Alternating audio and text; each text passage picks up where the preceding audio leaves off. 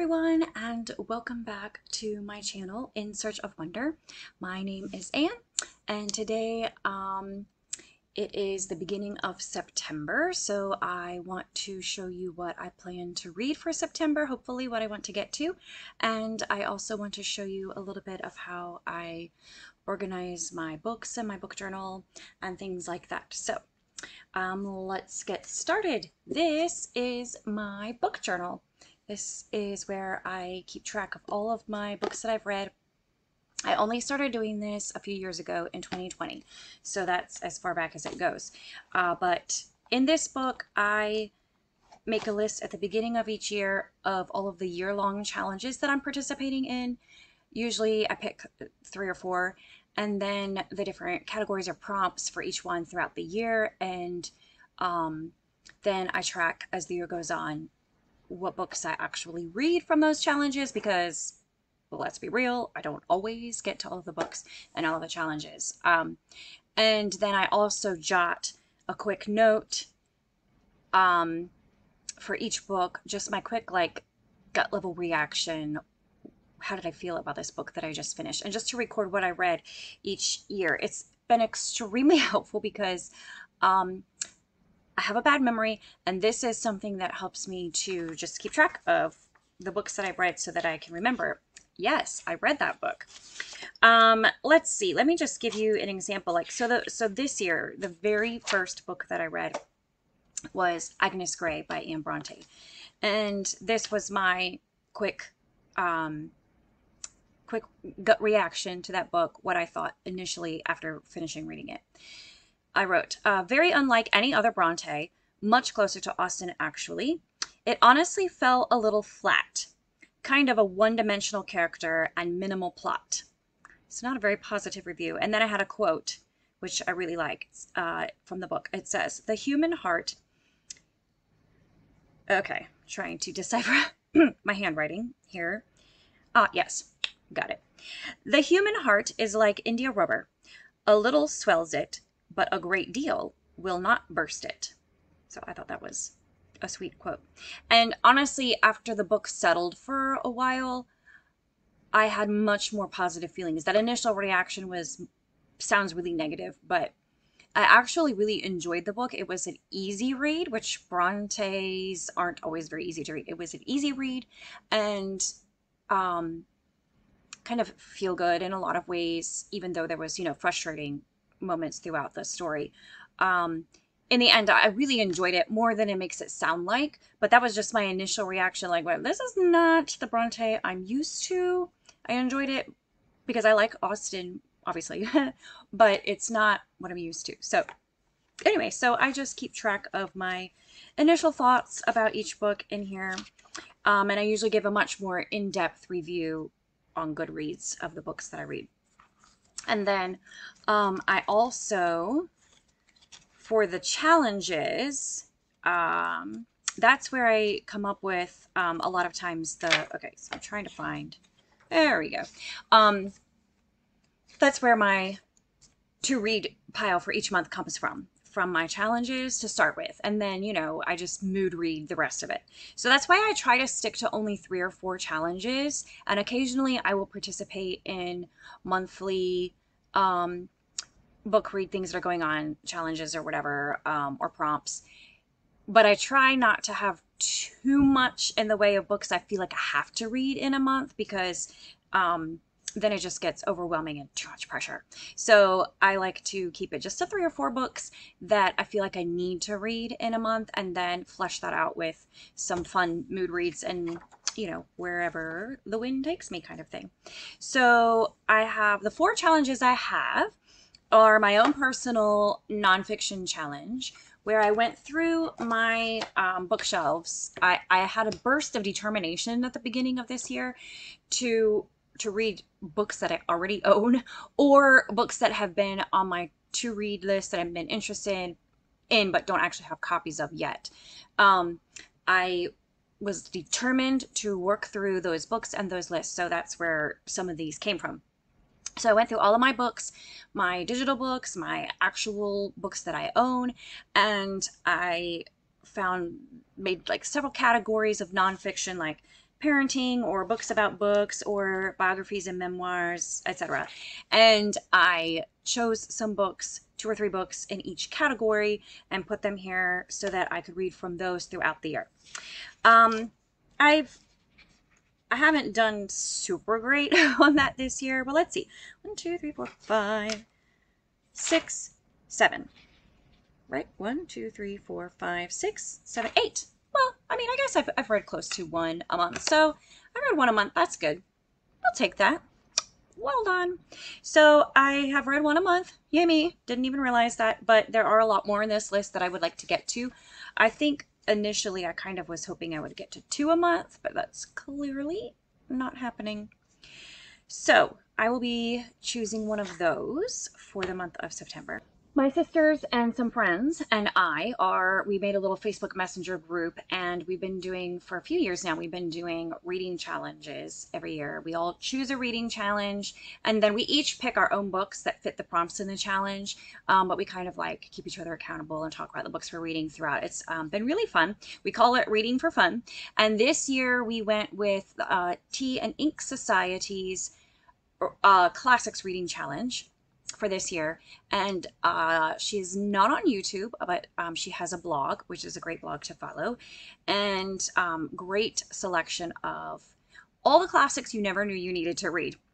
And she made prompts for each month of the year for 2023 that kind of, some of them are like, will feel more like familiar classics, but some of them stretch you a little bit to make you read something that you may never have picked up on your own, like some translated classics and stuff like that. So that's been a fun challenge that I've managed to keep up with this year. And then finally, I'm also part of a Facebook book club. I have the hardest time saying those words all in a row. Facebook book club called What the Dickens. How fun is that? And it is run by 3 Christian fiction authors: Christy Cameron, Catherine Ray, and Sarah Ladd, and they choose a classic each month and then discuss it at the end of the month in the Facebook group, and it's so fun. And I love how they also pick some really like feel-good classics that I'm very familiar with and that I love. Like earlier this year we read Pride and Prejudice. Last year we read Anne of Green Gables. So there's always 1 or 2 books like that, you know, solid hits that, you know, we all love. And then they also have some that stretch you. Like last year, one that was a stretch for me was Mrs. Dalloway by Virginia Woolf. Would probably not have picked that up on my own, but I'm glad that I read it through there. And also like The Turn of the Screw. I have not kept up with that one this year as well, because, like, for example, in June and July they read Anna Karenina, and I had read that just a couple years ago. I'd reread it, and I need to reread it again because I think each time I read it I have a little more understanding of it, and that book needs some rereading. I think it's worth spending time in, but I just didn't want to do that this year. I had read it too recently. I want to read some other Russian literature before I go back to that one, and plus it's really long, and at the time I just didn't have the time to put into Anna Karenina and make it worth it. So I have not done as well with that challenge this year as I have with other challenges and in years past, but I did the August one, which was reading Arabella by Georgette Hare. So fun. Love Georgette Hare. Always a great read. And I don't know yet what their book is for September. They haven't announced it yet. So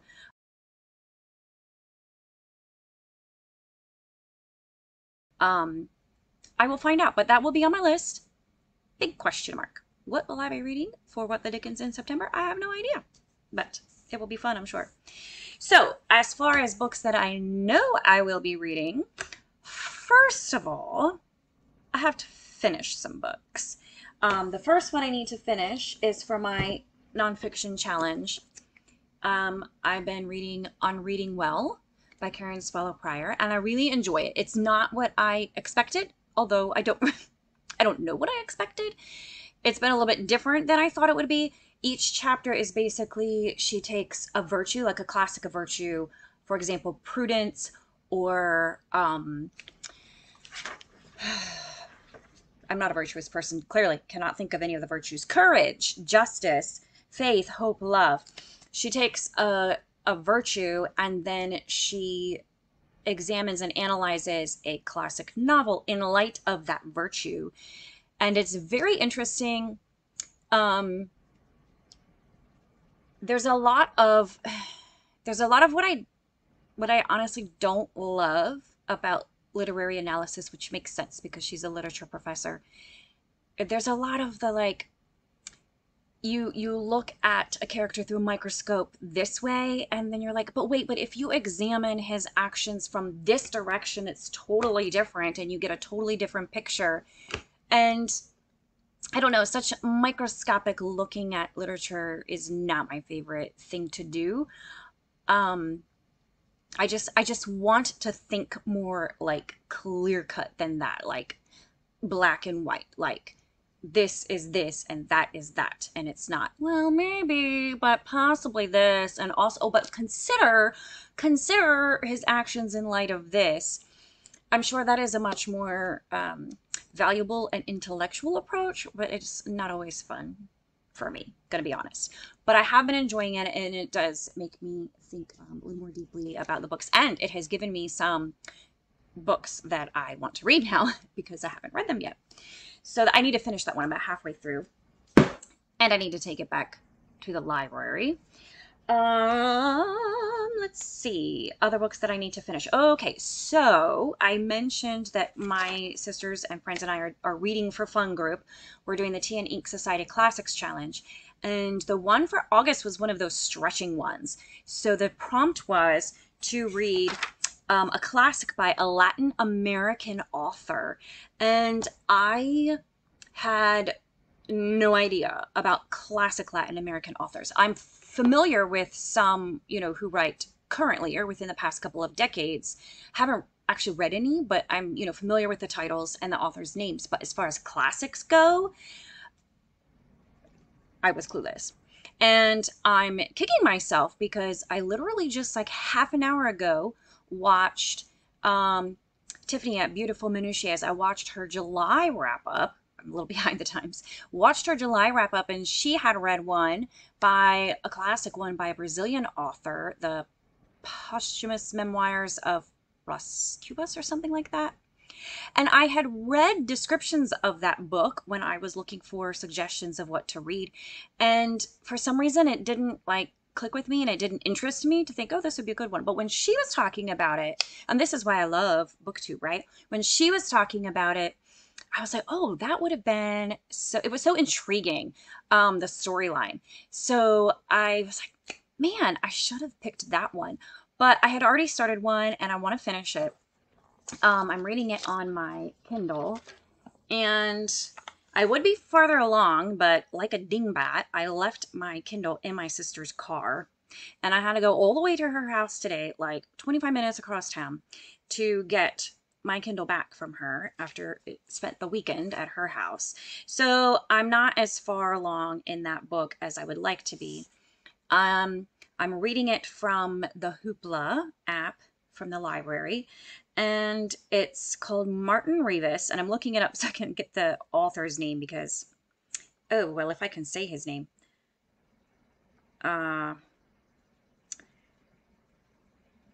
Alberto Blest Gana. Oh, that's easy. Alberto Blest Gana is the name, and Martin Rivas is the, okay. Scratch that, rewind, reverse. Oh, okay. Alberto Blest Gana is the author. This is regarded as the first Chilean novel, and it's called Martin Rivas. That's the title. It was written in 1862, but I believe it's set earlier in the 19th century. I think, yeah, it's a little bit historic for the time that it was actually written in. And it's very interesting. I can tell right now some themes that are developing are the issue of class and money, and new money versus old money, and the lure of money. Money is a big theme here.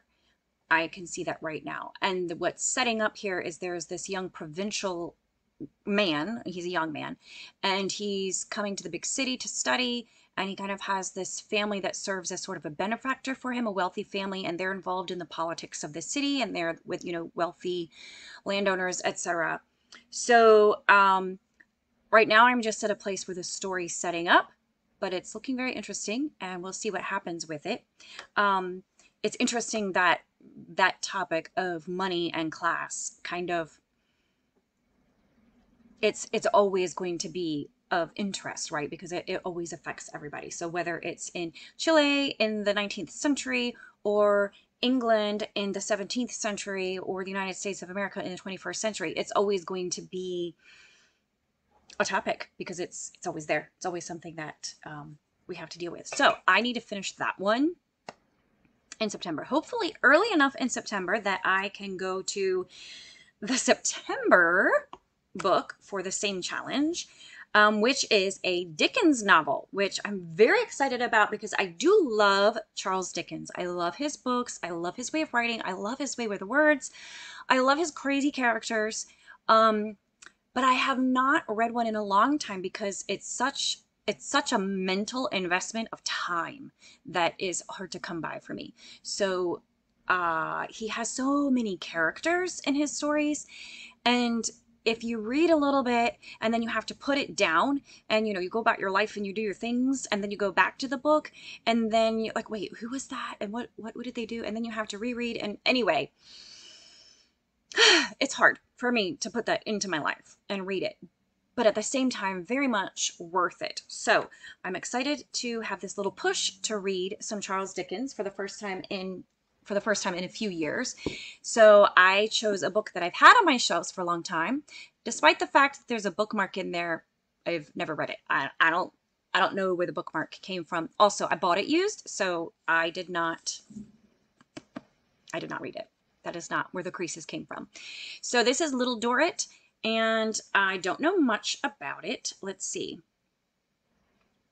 It is unique in its depiction of his most powerfully realized heroine, Amy Dorrit. No passive embodiment of goodness, but its active agent. Her struggle to save her family from being crushed by destitution and then corrupted by sudden fortune. Her love for a man whose role of savior is transformed to that of victim. Her refusal to surrender to the machinations. Is that how you say that word? Because, like, I've read it many times, but I don't know if I've ever said it out loud. That's how I say it in my head. Machinations. Machinations. Machinations. Machinations. Of a swindling millionaire in league with a monstrous government bureaucracy. Always a big theme for him. All represent a magnificently defiant vision, ooh, I like the sound of that, of individual virtue triumphing over a world where hypocrisy and exploitation have become the way of life. So it sounds maybe a little more hopeful than some of his books can be. So looking forward to that. That is on my September list, Little Dorrit. So another book that I need to finish, but just for fun. This is one of the fun ones, and it's not for challenge. I started it on Kindle. I have it on Kindle. I have a digital one. I started it, but I left my Kindle in my sister's car. So I will finish that one quickly. So gonna finish up. Oh, I didn't even tell you what it was. I'll just, keep you in suspense. Yeah, no, it's called Dear Henry, Love Edith. And that one has been going around the Christian fiction, BookTube world, and Goodreads and everybody. I keep seeing recommendations for it, and it looked like a fun read. So far, enjoying it, but I'm like 3 chapters into it. So we'll see where it goes from there. I think I will like it. All right, so for my personal nonfiction challenge for the month of September, I have chosen this book by Scott Hamilton. So back in the day when I was a teenager and a young adult, I was a huge ice skating fan. Huge. In fact, back when blogs and websites were brand new things, like in the 90s, I had one, and it was about figure skaters. Yeah, specifically Russian figure skaters. and it was so much fun. I enjoyed doing it. I followed ice skating very closely, went to many ice skating events, etc. So much fun. So in a nod to my past, I picked this up somewhere at a used bookstore or thrift store somewhere along the way. I forget. Because Scott Hamilton, he's the best. Just an amazing guy, amazing testimony, amazing skater, and just someone that you, I don't know, just like seems like such one of those genuine people, even though, you know, they have a certain level of fame, but they're just so genuine. So I'm looking forward to reading this book by him, The Great Eight. I think it's like just an inspirational, sort of motivational kind of book, which is not my usual pick, but Scott Hamilton, ice skating. I think it will be fun. So that is for my nonfiction challenge. That will be an easy one, maybe a little bit of a cheat as far as nonfiction goes. But next, for the Read Your Shelf challenge, which is for Chantel Reads All Day, her challenge, we have an interesting prompt. This one presented a little bit of trouble for me. For September, we are supposed to turn to page 50 of the book we read in August, and the title of the book for September needs to contain one of the words on that page.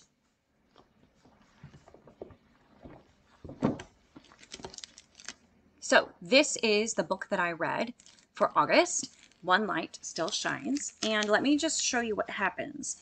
I turn to page 50, and just so you know, it's for real. Here's page 49. Turn the page. I present to you page 50. Okay, so I ask you, what's a girl to do? What would you do in this situation? I immediately was kind of like, oh, well, you know, carte blanche, that I can pick any book I want to read and just read it. But then the rule following side of me was like, well, that's not how it's supposed to work. Like, you need to follow the rules, girl. So I was like, what should I do? So I turned back a page to page 49, and I had a phrase highlighted at the top that said, how does a fractured heart hold such a gift? Isn't that a beautiful, beautiful quote? So I thought, well, probably I can find a book that has one of those words in it.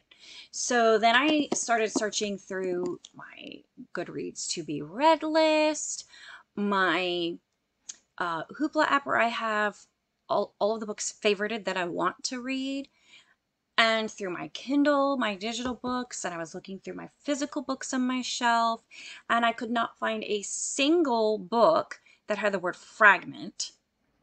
Lots of broken or not fragment, fractured heart. Lots of fragment, lots of broken, but no fractured. So scratch that. And then gift, I thought would also be easy, but there was one, but it was like a Christmas one, which I'm not in the mood for yet, so I didn't want to read that. But I did have a few options for heart. So the one that I ended up choosing was, it's on my Kindle, and it's called A Heart Deceived by Michelle Griep. So I think it's one of her olderish books. It's not new or recent, I don't think. So if you've read it, let me know if it's any good. It seems like it's kind of has a gothic feel to it, which interests me. According to the blurb, the story is about a young lady who is apparently, like, her parents must be deceased, and she's living with her older brother, and he's like her guardian, but he is on the verge of insanity, which presents issues on many levels, not the least of which is that because he is her guardian and her provider, if he is admitted to an insane asylum, then she's going to end up in the poorhouse, because of course this is not that things would be any better today, but this was 19th century England, right? So she is kind of in a desperate situation, trying to manage living with her brother who's going crazy, but not wanting to be put in the poorhouse and not having many options. So then the hero arrives on the scene, but I can't remember what the blurb said about him as far as, you know, who he was or why he shows up in her life and how he helps her out with this. But it sounds like a really kind of cool story. Interestingly enough, I don't know if this is a good thing or a bad thing, but I find treatment for mental illness interesting as far as how it's been handled throughout the centuries. I'm not sure that we've ever really come up with a good way of managing mental illness or even healing it. Seems to be very difficult to do. So it's just an interesting, I like to read stories about it, and I like to learn about the history of it and the mechanics of how it's been treated in the past and today, etc. So I'm intrigued. I think that will be an interesting and a quick read for September. So the only other books that I really need to read for September, which isn't really a big need, it's just the fact that I checked them out of the library and I need to return them because they may even already be overdue. I don't know. The good thing is my library does not charge fines, so that's good. Well, good for me, bad for them. So, like, if you have it for too long and you don't return it, then they charge you for the actual book, like to replace the book. But otherwise, they don't charge fines, so that's really nice. Anyway, this is one of the books that I had checked out that I want to read, so I'm sure I will get to that one. That will be one I want to read. It's set in Scotland, I think, which isn't my usual. Like, I don't go for books that are set in Scotland, but I think Amanda, book lover Amanda, she read it recently and she really liked it. So I look forward to trying that one out. And then the other one I saw was Godmersham Park by Gill Hornsby. I've never read anything by this author, but she writes books about Austin, kind of biographically, but not more like novel versions. So I'm interested in this just because Austin. And this one is about a governess of Jane Austen's niece. And I'm not 100% sure if the governess is a real character or not. I will find out as I read the book. But all of the people, the Austen family, they're all real. So it's kind of like a glimpse into Austen's life and her family life, but through a keyhole, so to speak, not just looking straight on into Austen's life, but kind of peeking through the corner there to see a glimpse of a corner of her life as it was with her family. So that's intriguing to me, and I will hopefully get to that and return it to the library before I have to buy it because that would, I don't think I want to buy it, but I do want to read it. So those are the only books that I have to read for September. So for fun reads and mood reads, I kind of try to leave that open, more or less. I do try to read as many as possible of actual books I have on my shelf because I have so many. But that doesn't stop me from picking up new books or checking books out of the library, especially on the Hoopla app. I do that a lot. So one book that I know that I would like to read, my one token autumnal book, which that's another word. Like, I know you say it autumnal, but I don't like it. I wish there was another way to pronounce it because it looks like such a pretty word. Like when you see it in your mind's eye or you see it written on paper, it looks like such a pretty word. But then you say it, autumnal. It's not pretty in my ears. I don't like it. So for autumn vibes, I'm going to read Autumn by the Sea by Melissa Tagg, which I don't think I've ever read anything by her. I think it's contemporary fiction. I think romance. Not 100% sure. I don't really know much about it, but I got it cheap or free on Kindle recently, and I thought I'd give it a try, especially since we're coming into autumn here. So that is my token autumn read. I'm not going to say the other word again. It's my token autumn read. And I also want to read a book that I got at, where's the book? Oh, where is the book? It's right here. This book that I picked up at a used bookstore the other day, The Watsons by Jane Austen. It's her unfinished novel, but finished by someone else. And I'm very curious about that. So I might get to that in September. I would like to, but there's some other books I want to read more first. So that would be another mood read. And finally, just if you have any suggestions, I have a really great library selection of Christian fiction on Hoopla. So if you have a recommendation for me of any recent Christian fiction novels that you think I should read, let me know in the comments, because there are quite a few that I want to read, but I just haven't yet. And also some of them are very new, like The All-American by Susie Finkbeiner I want to read. There's a couple, I'm behind, Nicole Deese has like 2 or 3 books that I haven't read. And Jamie Jo Wright, I've not read all of hers. There are several others that I would love to read, but I haven't yet. I think Pepper Basham is another one. So if there is one by those authors or any others that are recent that you think I would really enjoy, let me know. And I will, if I can get it through the library, I will read that. Or I could borrow it from my sister, because she likes to buy all the latest books. I let her buy them and then I borrow them from her, and it works out really well. So I could always ask her if she has it. So let me know, what book do you think that I should read from recent Christian fiction published books? And I will look into reading that for September. And in the meantime, enjoy all of those autumn vibes. I'm not ever going to say that word again. I'm going to be like, what is it in The Princess Bride, where the wife of the magic wizard is chasing him around. She's saying, happening, happening, happening, happening. And he's like that.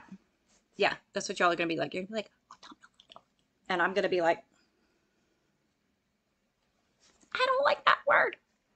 Anyway, you can write it in the comments. I like looking at it. I'll look at the word and it'll be pretty to see.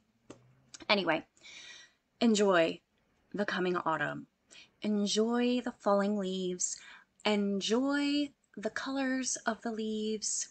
Go take a drive and check it out and enjoy autumn, and read a book with autumn vibes in it. And let me know what autumn vibe books you're going to read. And drink your coffee, read your books, and I'll see you next time.